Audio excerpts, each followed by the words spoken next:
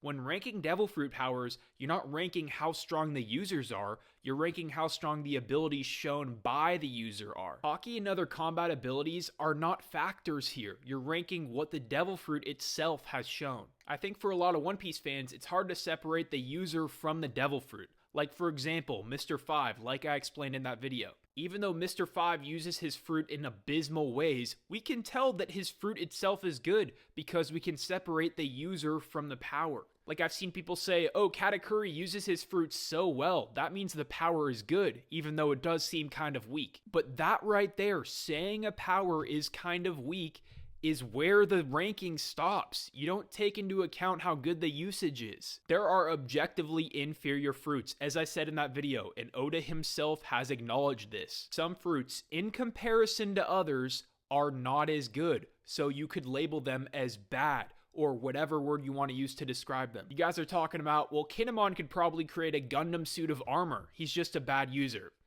Okay, if Kinemon could do that, I think he might have already done that at this point in time because he's been in the story for over 10 years. But either way, ranking Devil Fruit powers based on potential is a whole different discussion. And I can make a video on that, but it's just not what we're taking into account. When ranking Devil Fruits, you are ranking the abilities that we have seen from the user. Not how strong the user is, not what the user could possibly do, but just what we have seen flat out.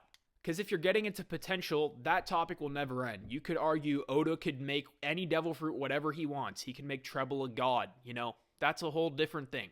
Also, when you say an ability is good based on the usage, you are kind of downplaying that user. I'll leave you off with this thought question, okay?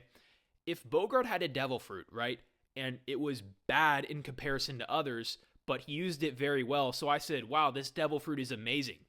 Would that be glazing, or would that be downplaying him?